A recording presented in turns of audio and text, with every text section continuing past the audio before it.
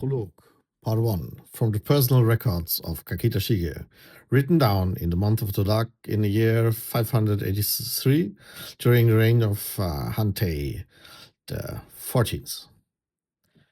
40 years have passed since the day set my life up on a path I could not then foresee.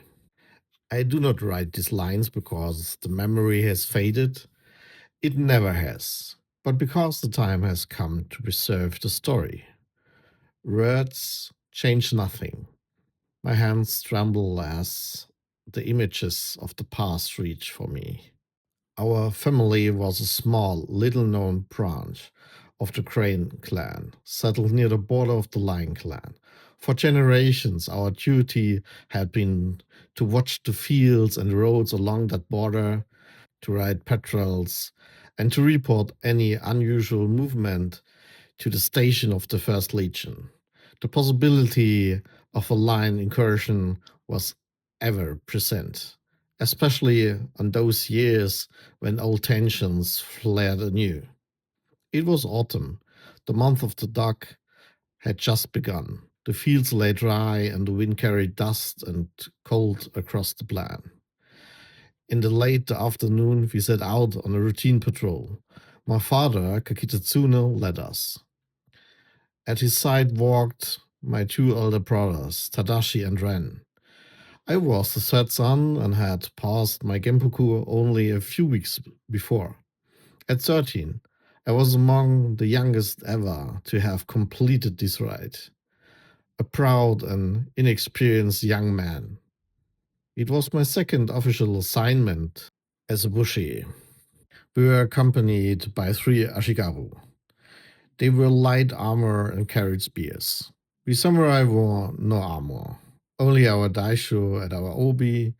The sword wrappings were bound in the blue and white of our clan.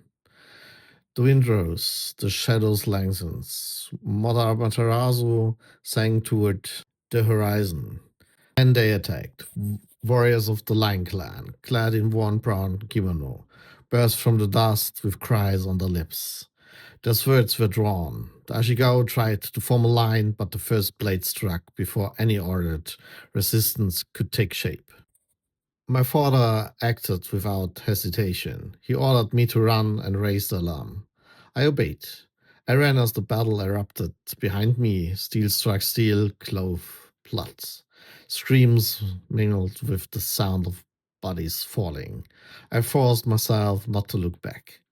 After a few hundred steps, 2 more lion warriors appeared before me.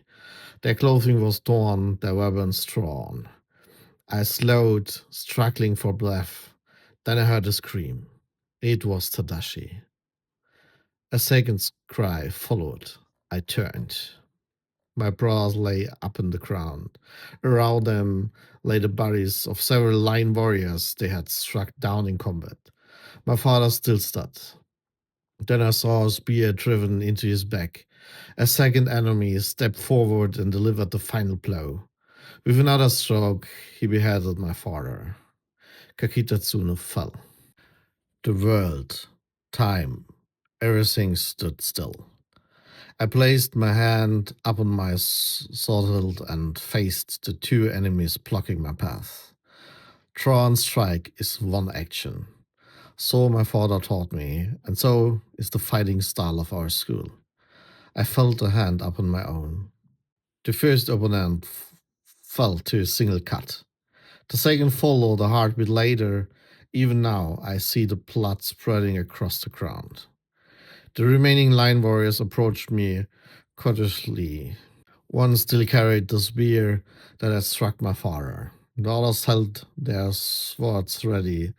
They circled me, testing, careful not to err. I closed my eyes for a brief moment. Then they attacked. The fight was short. I waited, struck, was wounded in the leg, and struck again. My movement followed what my father had taught me. Not fast, not forceful, but clear.